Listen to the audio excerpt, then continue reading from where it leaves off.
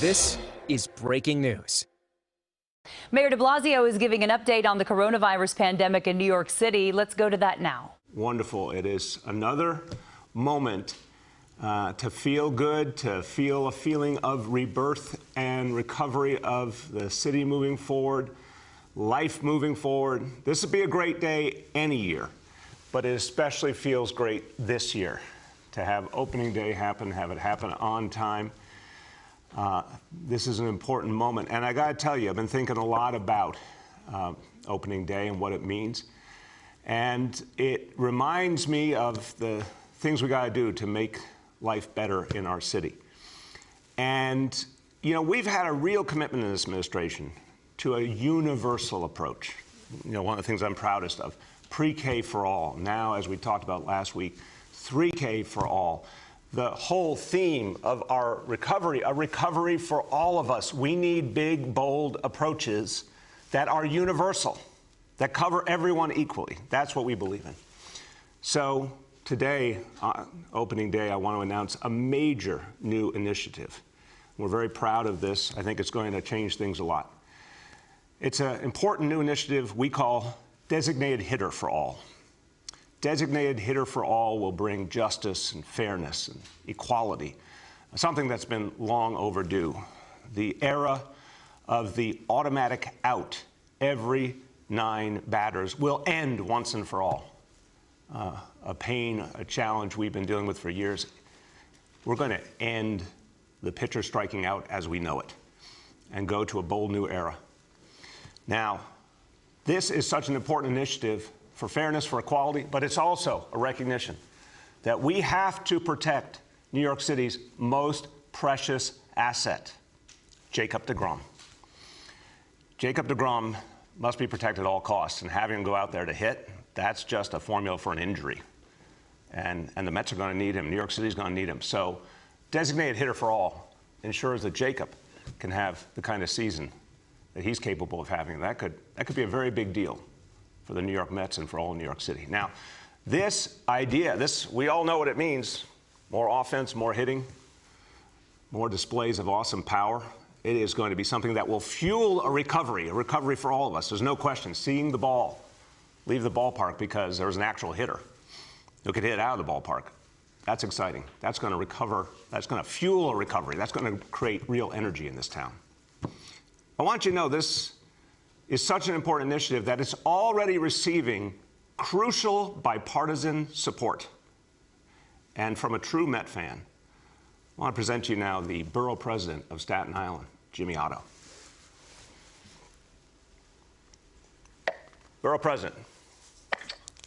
Yeah, Mayor, bear with me one second. Just give me a minute. I'm breaking down some really important video of Clayton Kershaw striking out Nick Pivetta, because nothing screams America's pastime than putting highly skilled, highly paid, somewhat fragile athletes into a position to have them fail time and time again and possibly hurt themselves. It is so pointless.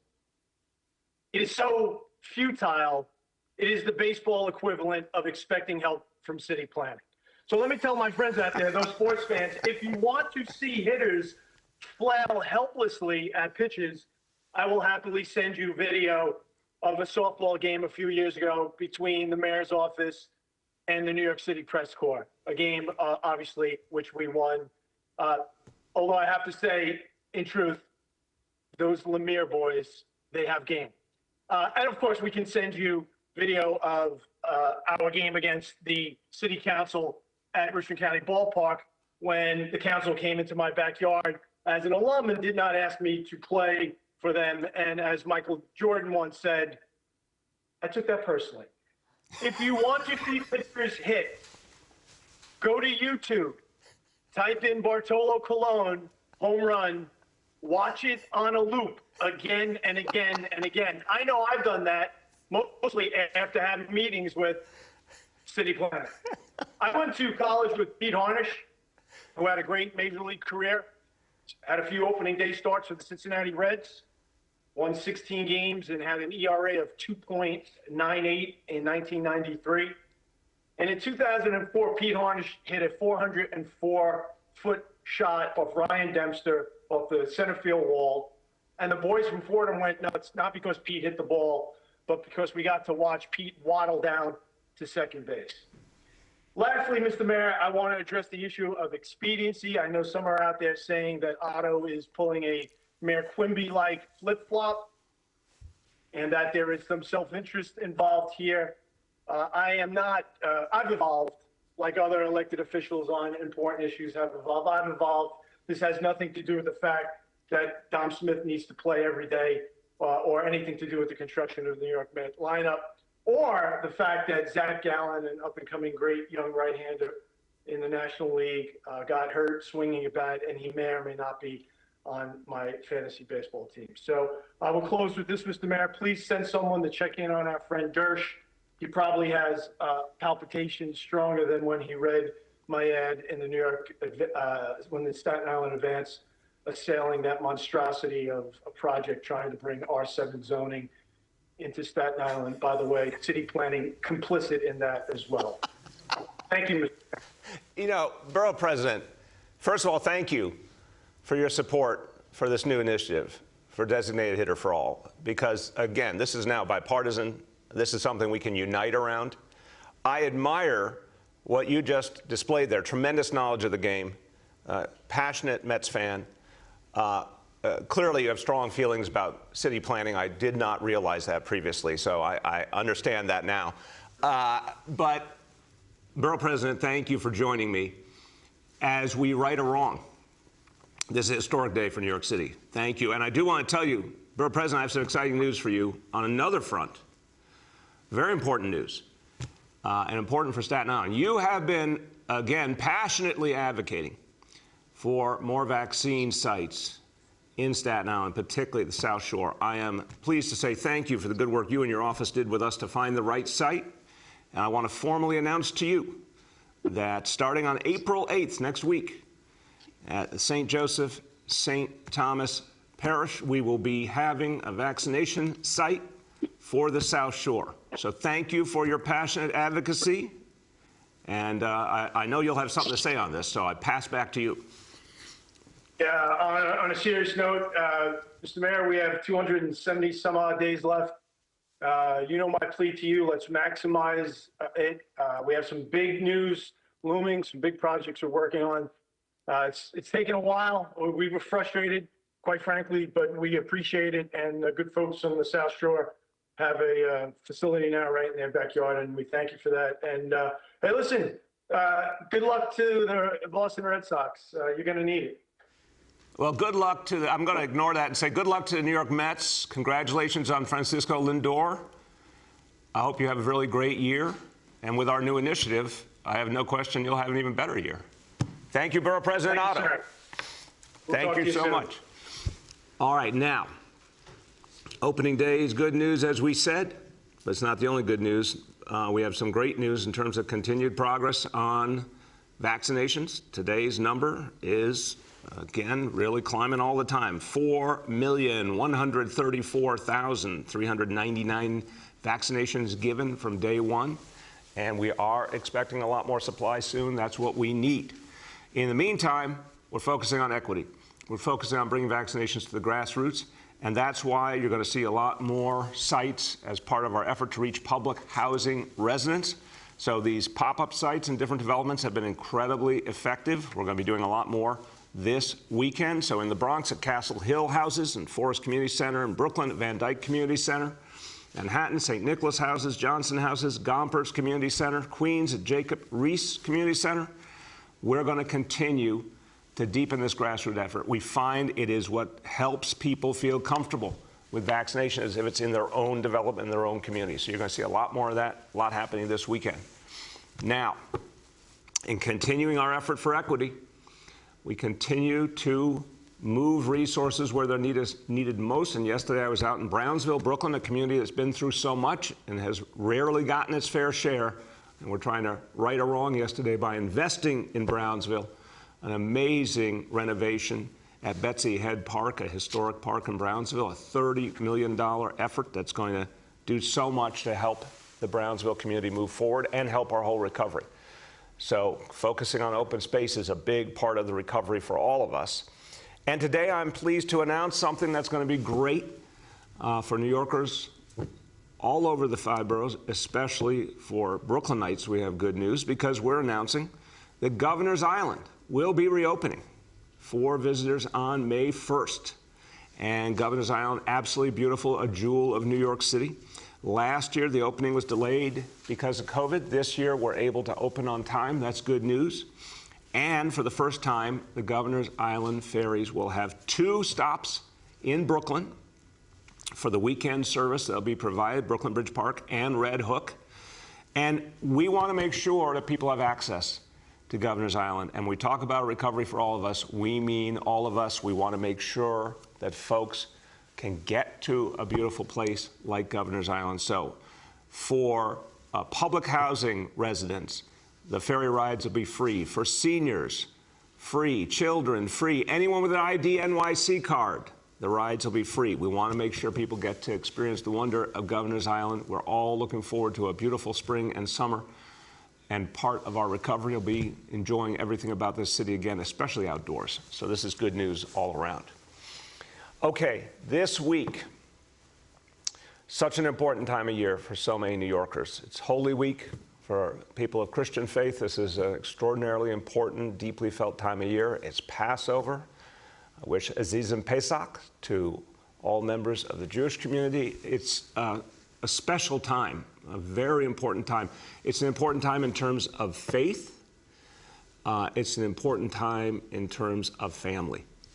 And as everyone's planning their gatherings, especially their Easter gatherings, I want to wish everyone a very happy Easter and a time of renewal and hope and rebirth, but it's also a time to be safe because we love this time of year and we love when our families gather, but we got to do it the right way. Remember, I know it's been tough. I know 2020 was extraordinarily tough. We missed so many of our traditions and rituals. We missed the big family gatherings. I have such beautiful memories of Easter gatherings in my family, one of the most beautiful times of year.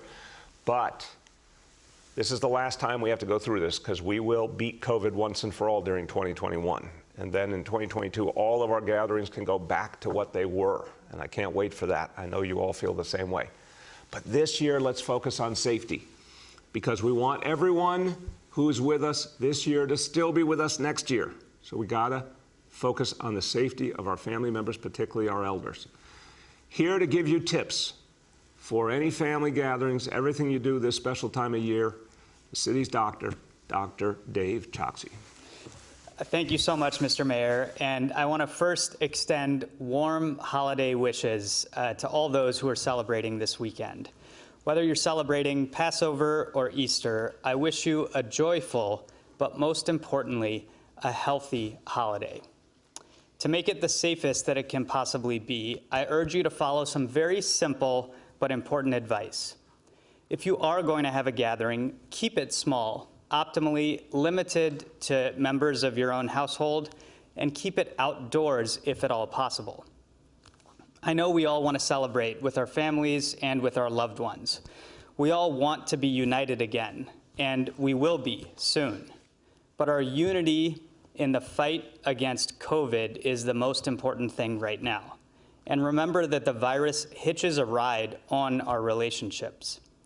If you do choose to celebrate in person, please wear a snug-fitting face covering and keep distance. This is particularly important to protect older adults and other people who may be more vulnerable. Fully vaccinated people can gather with other fully vaccinated people with fewer precautions.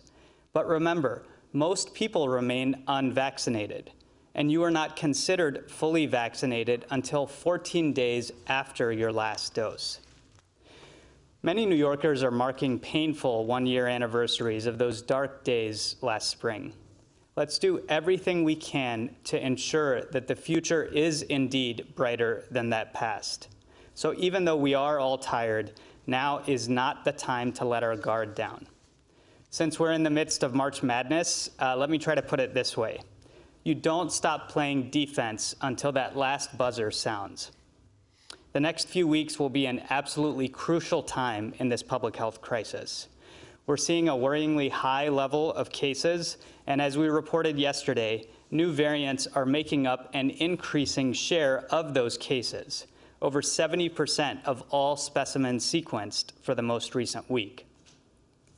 As the weather gets nicer, our vaccine supply increases, and our historic vaccination campaign ramps up to an even higher level. We must continue to follow the public health guidance we've been talking about for so long now. Wear a mask, maintain distance from those who are not in your household, stay home if you're sick, wash your hands, get tested regularly, and get the vaccine when you are eligible. Stay safe and happy holidays. Back to you, Mr. Mayor. Thank you so much, Dr. Choksi. Really appreciate the advice you're giving everyone. Everyone have beautiful holidays. I want it to be a special time for all New Yorkers, but let's keep safe.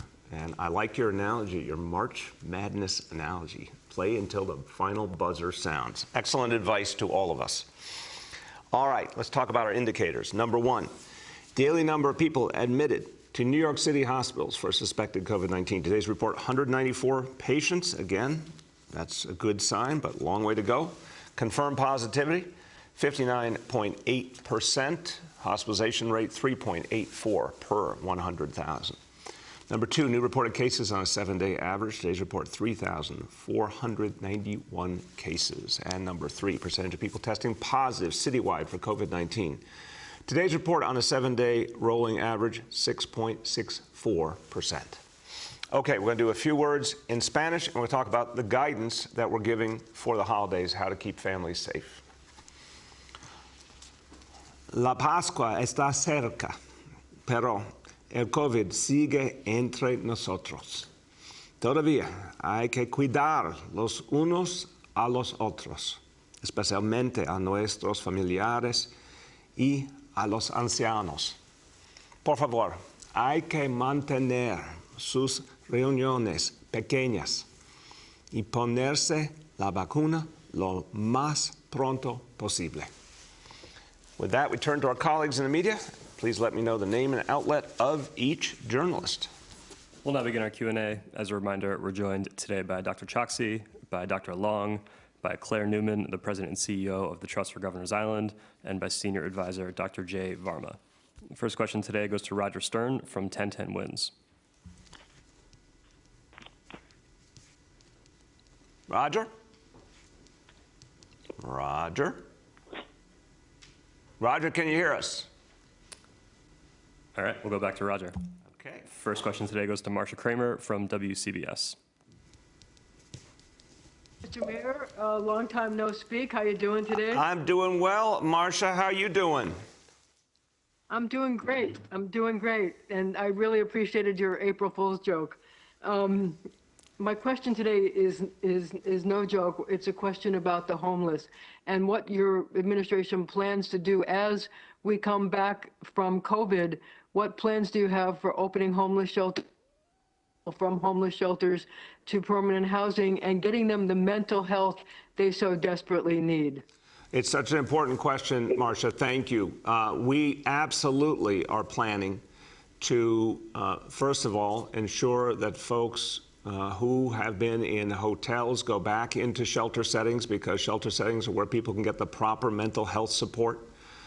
So we will be doing that, the first available opportunity. Continuing to deepen efforts to address mental health challenges as we find them. We have more and more teams we put together that can do rapid response with anyone who's seriously mentally ill. We'll be talking about that a lot more in the coming days. I want to say everyone, health department, health and hospitals, has been working in coordination with homeless services to make sure that any situation where someone is troubled, that they get assessed quickly and they get the mental health services they need. This is an ongoing challenge, but we're going to throw everything we got at it. Go ahead, Marsha.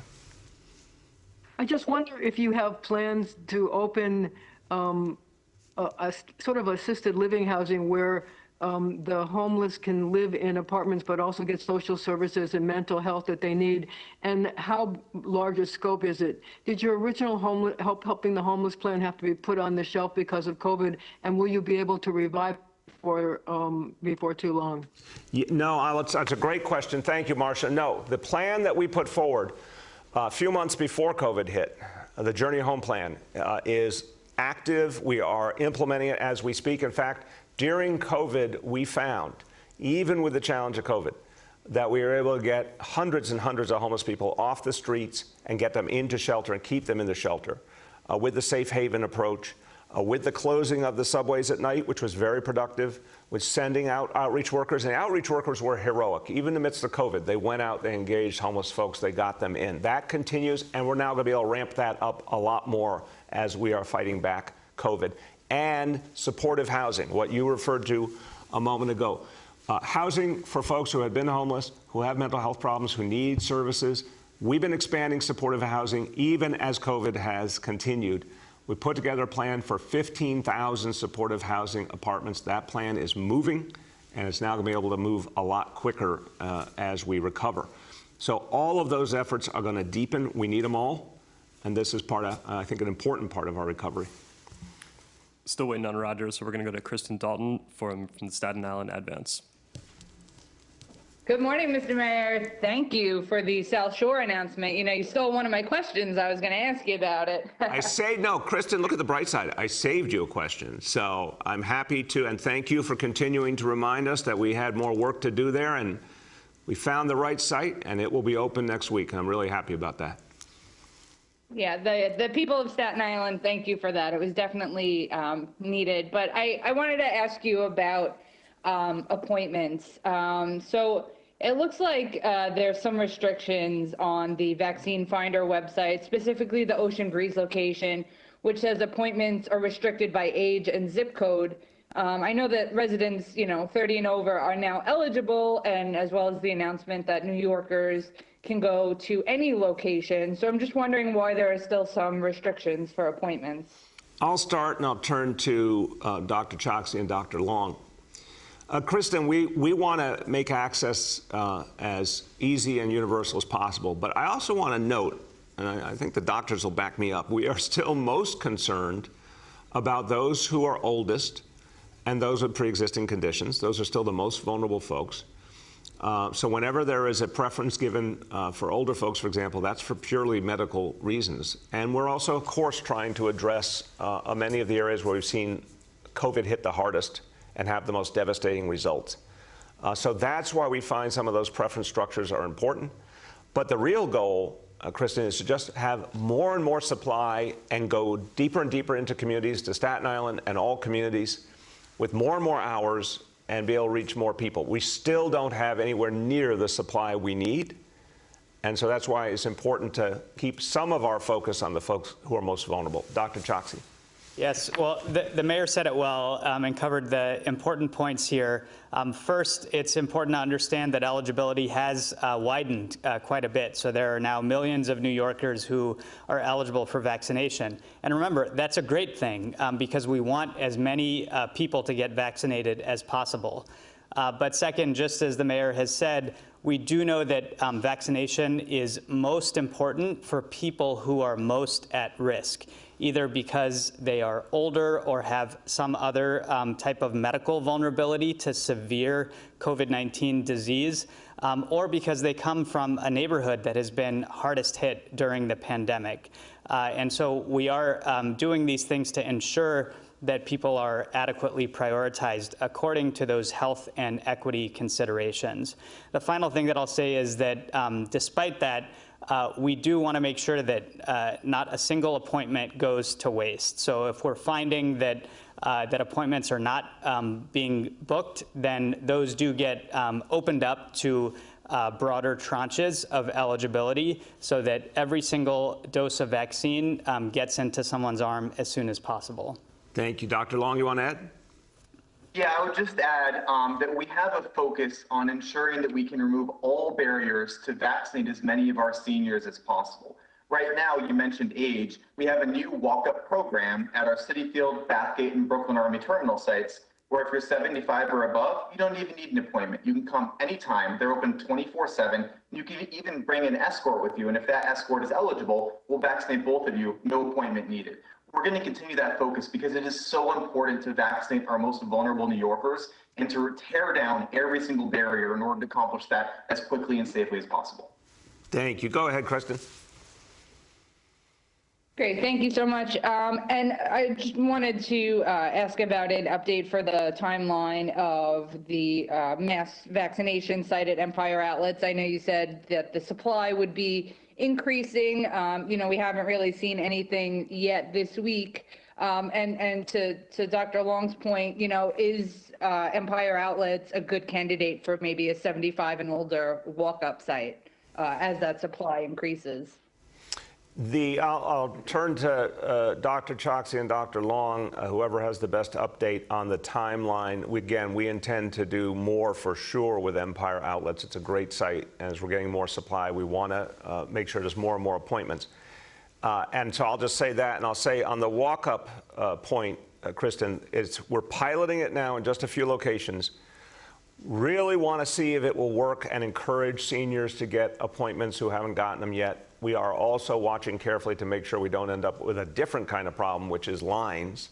And you've raised good concerns about lines and putting seniors in a tough situation, and obviously we're concerned about people being in close proximity. So we're piloting it over these next few days to decide where to go. If we think it'll work, then we'll talk about how far we want to go with it and which sites would be the best. But in terms of the build out of more appointments at Empire, Dr. Choksi, Dr. Long, who wants to speak to that? Yes, I can start briefly, sir. Just to say that that appointments are contingent on supply, as the mayor has said. We're here on the first day of April, and April is the month where we do expect a significant uptick in the supply allocated to us from the federal government. Over the last couple of weeks, we've seen more modest increases, and we expect by the end of the month for those increases in supply to get much more significant for New York City. As that additional vaccine comes in, we will ramp up appointment availability at Empire Outlets and other sites. So I expect you'll start seeing a noticeable difference by the middle of the month and then a marked difference by the end of the month. Thank you. Next we'll go. Yeah, Wait, what do you got? Do you have Roger? Dr. Long, just real fast. Oh, Ted, go ahead. I'm sorry, Ted, go ahead. Just to be clear, and I appreciate your advocacy for Staten Island, Empire Outlets is open now, and as Dr. Choksi said, we're going to be ramping up as we get more supply over the next 2 weeks. But it is open, which we're very excited about, because this is such an important thing for Staten Island, and I appreciate your suggestion about having us consider walk-ups at Empire Outlets too, so we will consider that. Thank you. Thank you. Go ahead. Next we'll go back to Roger Stern from 1010 Wins. Hi, Mayor. Good afternoon. Good morning, I should say. How are you doing? I'm doing good, Roger. How you doing? I'm great. I have two questions involving the vaccine. One of them is the controversial issue of vaccine passports. How do you feel about them, especially when it comes to reopening Broadway, being able to have more people at movie theaters and at sporting events? Yeah, I'll start and I'll turn to Dr. Varma. I think that passports could be an important part of our recovery. We got to get it right. We've got to respect people's privacy. We got to make sure that the system is accurate. There's definitely more to be worked through. But I think they'll be part of the solution. I think rapid testing is part of the solution as well. In fact, Dr. Varma and I spoke to a wide range of leaders of the Broadway community and the theater and cultural community a few days ago. And this is one of the things that's really exciting to people, these different tools that are going to help them bring back audiences. And when the time comes, and I'm really looking forward to September in particular, bring back larger audiences because you'll be able to know exactly who's been vaccinated or who just got a test and tested negative. Dr. Varma, you want to speak to that? Yeah, I would echo exactly what the mayor has said. You know, we know that it's going to be really important to achieve the recovery for all of us, that people feel safe. They feel as if the places that they're going indoors that we've been telling them for so long to avoid doing are actually going to be places where they can go back and return and enjoy the activities that they've had for us. And so part of that assurance includes verification that people are either immune through vaccination, or if they haven't been vaccinated, that they show evidence that they are not infected. such as through the use of a rapid test. I don't think these are going to be required everywhere, but it certainly makes sense for private businesses to require these as a way to ensure that when we return everybody back to these shared indoor spaces, that those activities can be done in a way that is enjoyable and productive and not at risk of transmitting infection. Thank you. Go ahead, Roger. Yeah, the other question is, for people who are vaccinated and want to socialize with other people who are vaccinated, the guidance is still fairly restricted, not too many people in your home. That may reduce the incentive for people to get the vaccine, people who are reluctant to get it. Should the guidance be more liberal when it comes to contact between vaccinated people? You came in and out a little bit there, sound quality-wise. Dr. Choksi, did you hear it well enough to answer? Yes, I believe I did. The question, sir, was about how we should think about people who are vaccinated interacting with other people who are vaccinated. It's an important question, and I want to be candid that we expect these guidelines to change over time as more and more people get vaccinated and we see the protection that affords. I do think that you'll start to see some relaxation of the guidelines further. But there are some very important provisos that I want to make sure to communicate as part of this. First is the notion of being fully vaccinated. That means you're either 14 days after your second dose of the Moderna or Pfizer vaccines, or 14 days after your J&J vaccine. So it's not the case that you're considered vaccinated or protected just a few days after getting the first dose of any of the vaccines. That's important to keep in mind. The second part of it is, remember, part of getting vaccinated is not just about protecting yourself. It's about protecting others. The same way that we have encouraged people to wear masks, both to protect themselves as well as others, is how we should be thinking about vaccination as well. And right now, particularly with the level of transmission where it is in New York City, it is very important for all of us, including people who have been vaccinated, to continue following the precautions that we're advising. Thank you. Go ahead. The next is Henry from Bloomberg. Well, Mr. Mayor, you're going to Yankee Stadium today, but that's not my question, but I'm going to ask No, we it will anyway. not count that question. No, everything's virtual they're doing today, except for folks who are just going to enjoy the game. So there's no ceremony I'll be a part of, but I am happy they're back. And Henry, I expect you to do a very extensive article on our new initiative to bring fairness and justice to pitchers everywhere. I was noticing Borough President Otto's remarks there. He was much more of a troll than I've been, but I salute him for that. All right, what do you got today? Well, I want to get back to this question of passports because it's becoming a bit of a political football with some people, mainly Republicans, questioning whether government should be making these rules that would dictate people's behavior and, kind of insist that they be vaccinated. And their argument is that it creates a kind of two classes of people, those who are and those who aren't.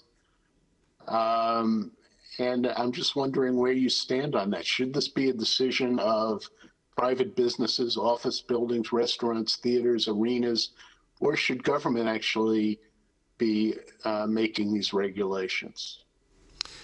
I'll start, and I want to get Dr. Varma back in. Look, Henry, this is something, it is definitely complex. We got to think it through. I think we're still at a phase now where our most foundational concerns are getting people vaccinated and making sure people stick to the smart guidance that keeps them safe and really reinforcing that and acting on that. But look, I see the passport approach as another tool. I think it's one of many tools. And I respect folks who choose not to get vaccinated, and we'll work with that as well. But I think particularly for some private sector settings, it could be a really valuable tool. I think government has a role to play in setting it up and making it work.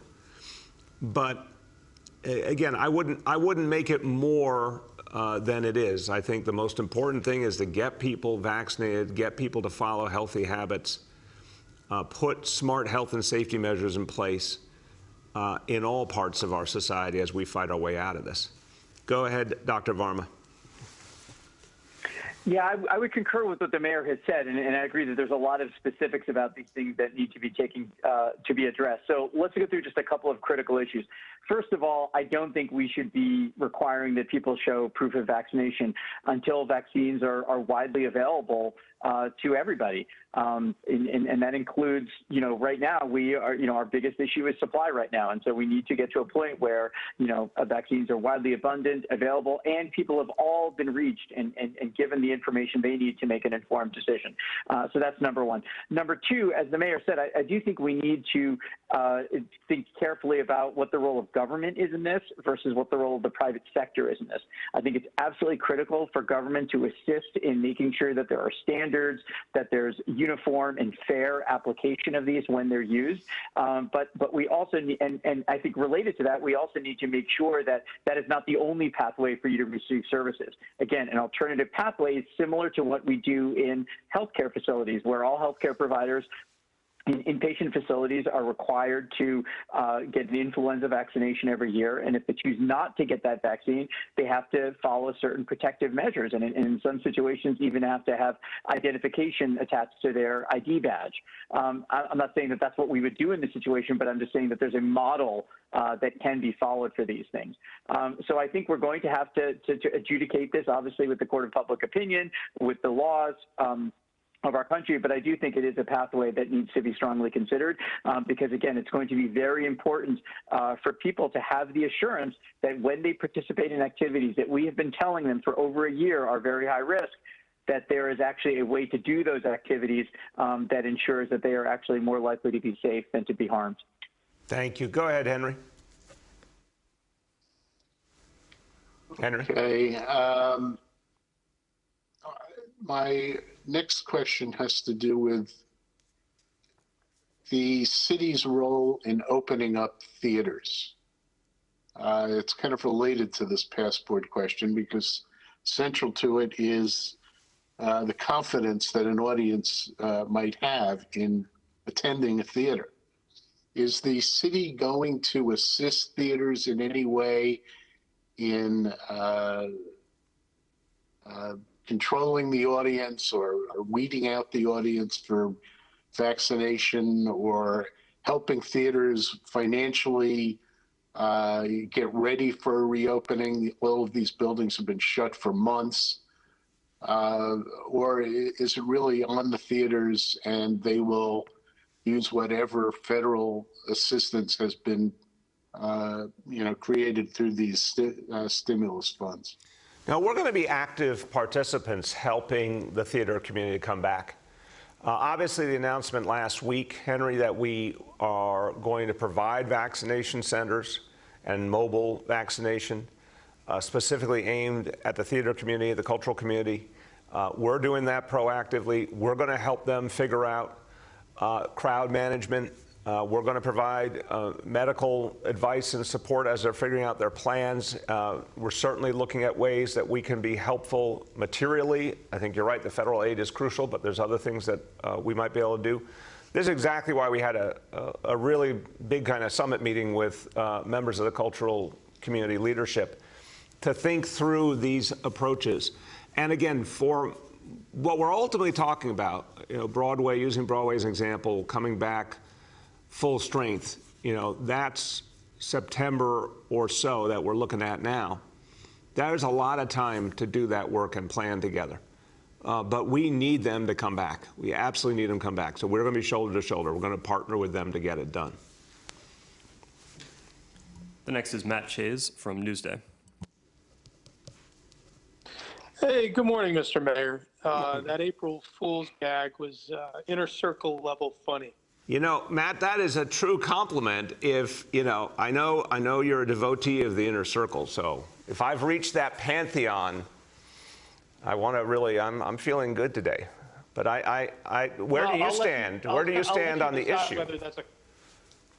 I'll let you decide whether that's a compliment. No, I'll take it as a compliment. But Matt, I'm going to be the journalist now. Where do you stand on the designated hitter?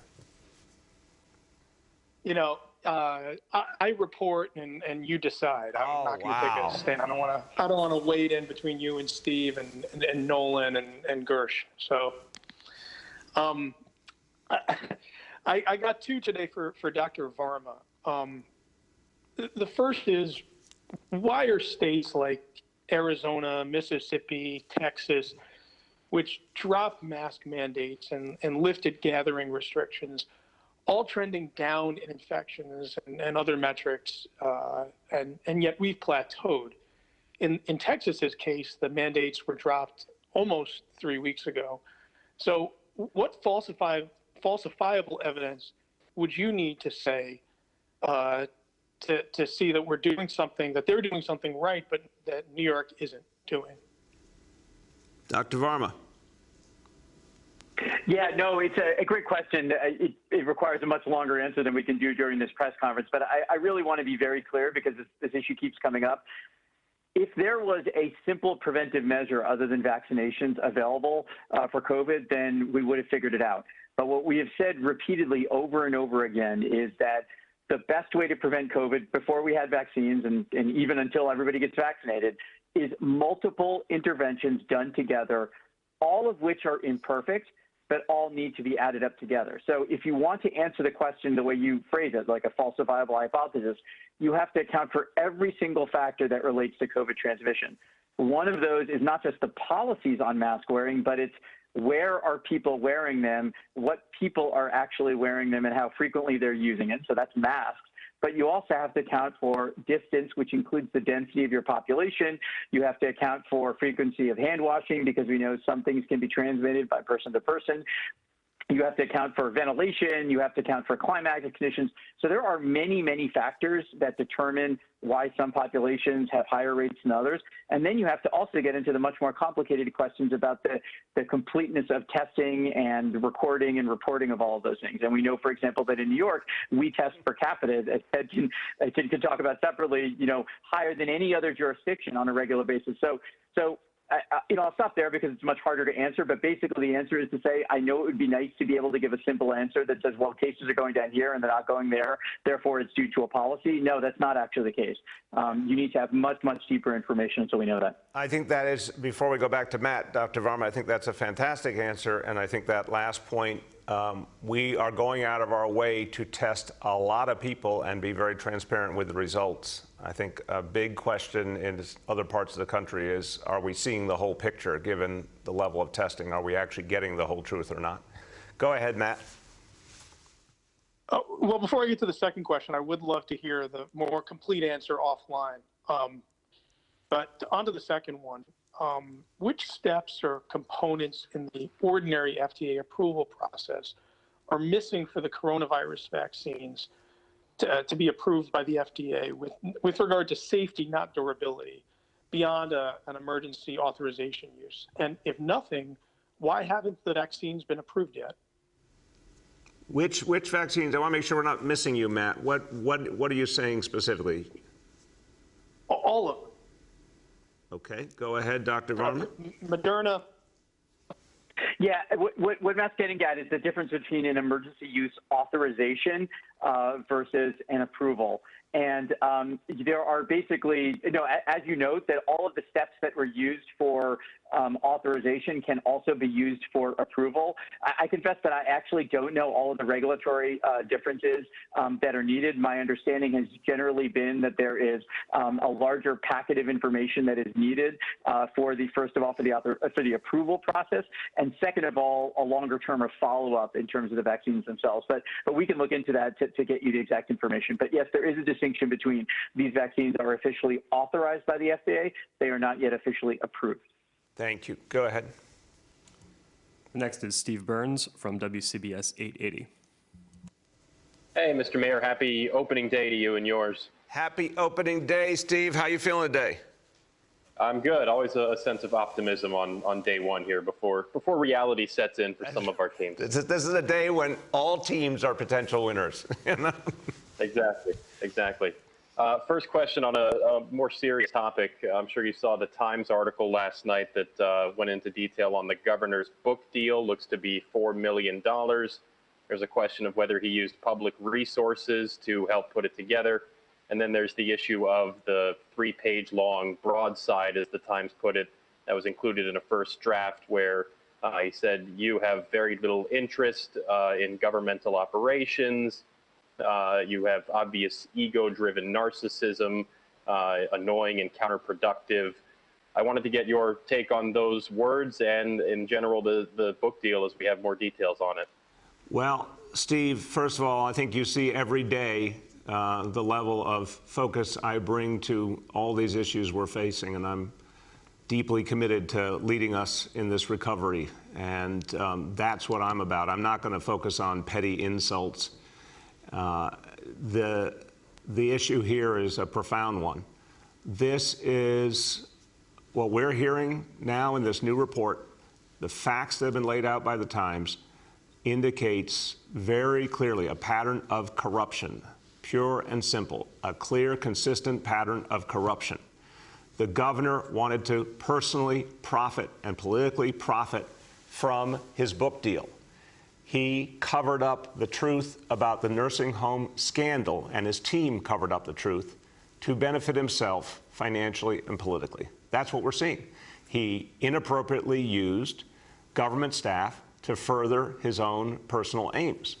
I mean, it's in great detail there. This requires a full investigation.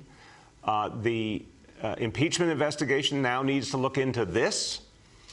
And the federal investigation, the Attorney General's investigation, now they have to add corruption related to the book deal and misuse of public staff and public funds on top of the deaths of thousands of people who were in the nursing homes, the cover-up of those deaths, the fact that there have been numerous instances of sexual harassment and sexual molestation, the scandal related to the Tappan Zee Bridge. Every day we learn something new, but it's all one clear pattern of corruption. That's what we're seeing. Go ahead, Steve. Thanks. And given that the kind of numerous allegations here and that there's still more adding up, obviously this is a very important time of year for New York State as they're still putting the budget together. Do you feel like the process has it all slowed down in terms of holding the governor accountable, and the Assembly still looks like it's in the beginning stages of its impeachment investigation? Would you go as far as to make the call to speed up the process to hold this governor accountable? I have a lot of respect for the Assembly and the work they're doing right now and the whole legislature. Thank God they're there. I mean, they're leading the state right now.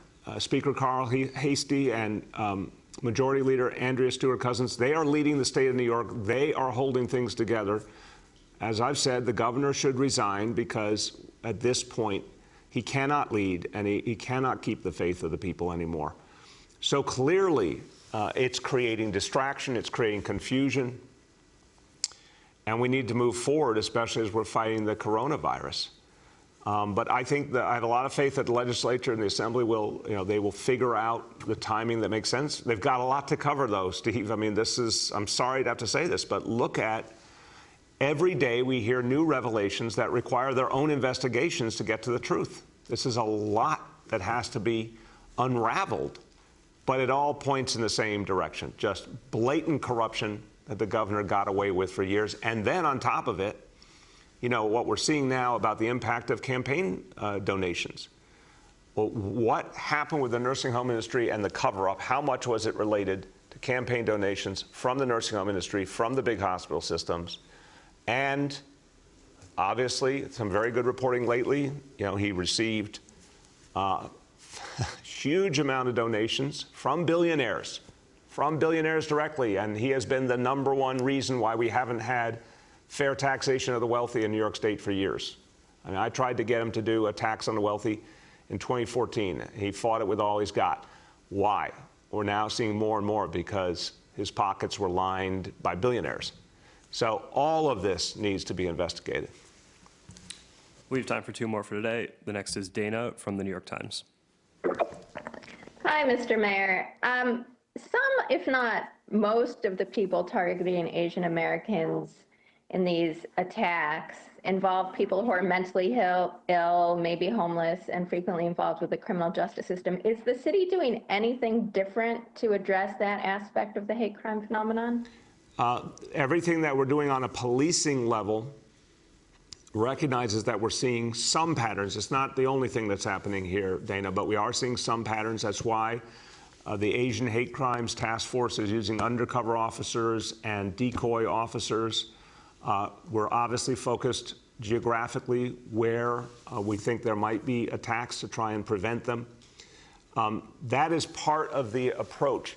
But I think there's another piece that has to be pulled out and put in the open here. The horrible attack on West 43rd Street, a state parolee, an indicator of the fact, and this is something that we've tried to bring to light for years. I know Commissioner Shea's tried to bring to light, but it has not gotten the attention it deserved. Now maybe that the imperial governorship is being challenged, that we're going to see a different discussion on this topic.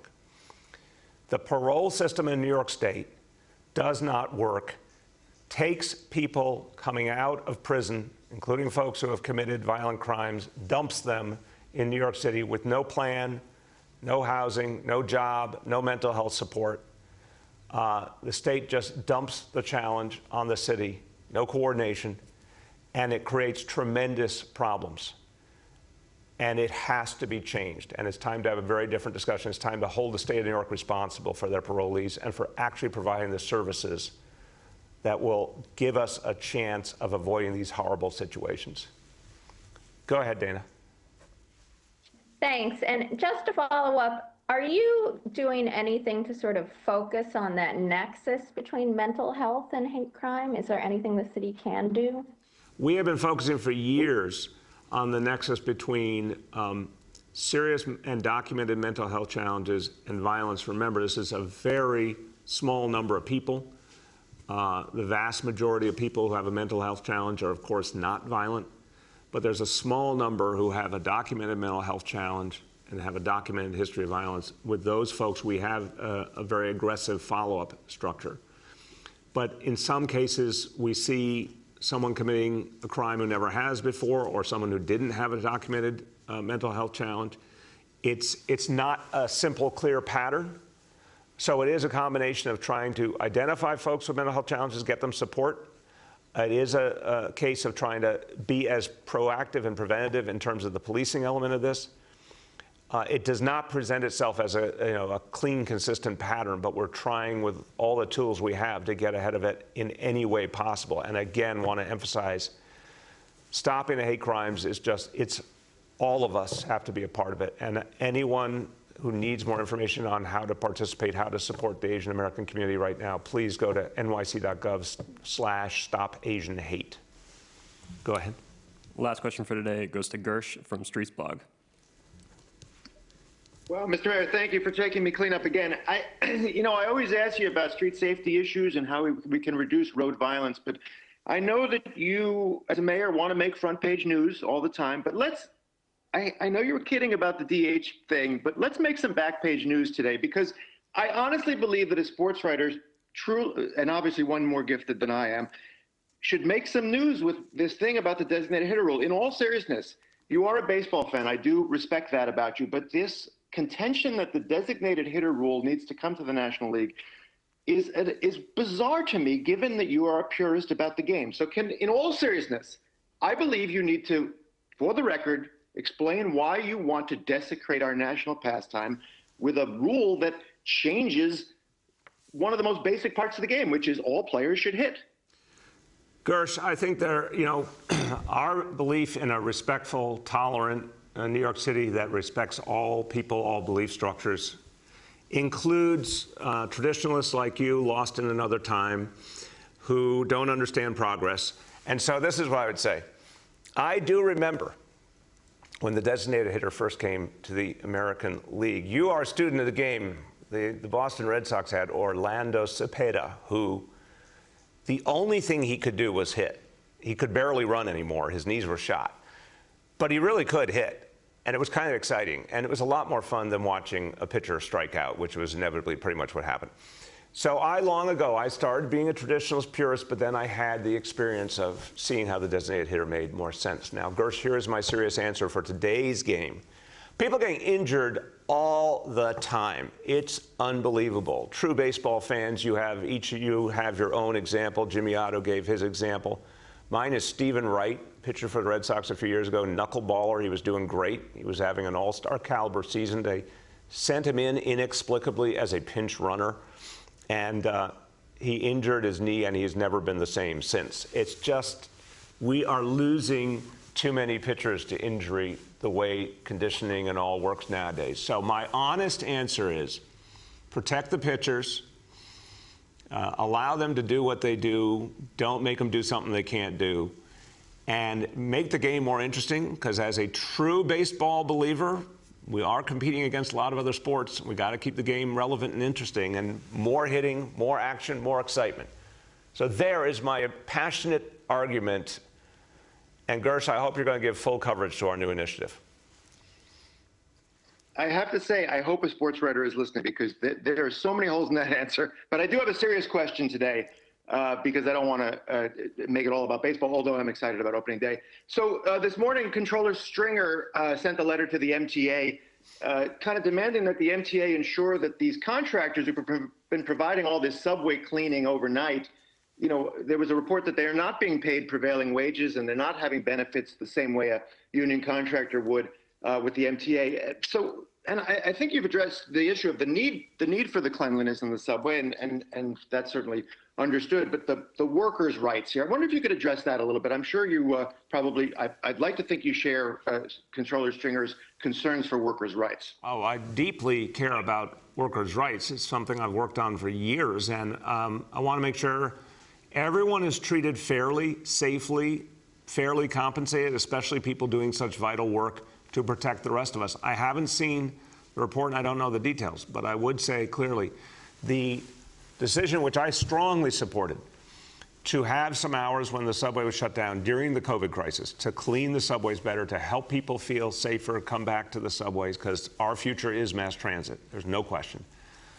That was a very good initiative, and the folks who did the work did something wonderful for all of us. So they deserve fairness. But that is an example of a decision that worked, that's going to help us as part of our recovery. And so I will conclude today with this, that, you know, this week, and particularly this weekend coming up, you know, a time to focus on renewal, a time to focus on rebirth. This is, if ever there was a week that's a metaphor for recovery, it's this one. The spiritual importance of this week, and of course, for so many of us, opening day of baseball as well. It all points in one direction. We're coming back. And we're coming back, and we're going to come back together. We're going to make sure this is a recovery for all of us.